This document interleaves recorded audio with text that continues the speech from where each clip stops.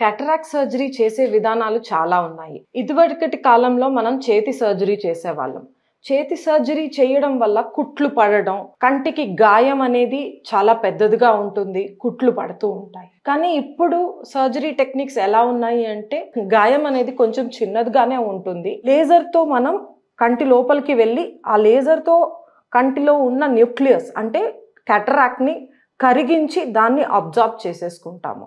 So గాయం అనేది చాలా చిన్నదిగా ఉంటుంది, దానికి కుట్టు కూడా వేయము.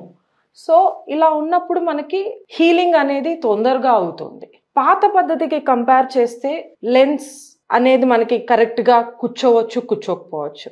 అదే ఇప్పుడు మోడర్న్ టెక్నిక్స్లో బాగా కూర్చుంటుంది అండ్ ప్రిసైజ్గా కూర్చుంటుంది. పాత టెక్నిక్స్లో సూచర్ వేయడం వల్ల గాయం అనేది మానడానికి చాలా టైం పడుతుంది.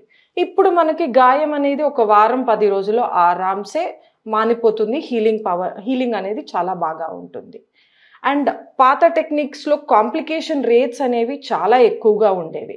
ఇక్కడికి మనకి కాంప్లికేషన్ రేట్స్ అనేవి చాలా తగ్గిపోయి సర్జికల్ రికవరీ అనేది చాలా ఫాస్ట్గా ఉంటుంది.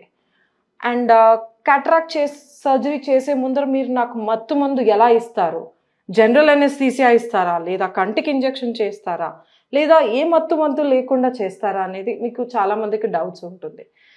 జనరల్ అనెస్థీసియా అనేది not necessary at all for a cataract surgery until unless the patient is mentally challenged or చిన్న పిల్లలకి అలాంటి వాళ్ళకి మాత్రమే జనరల్ అనెస్థీసియా అనేది.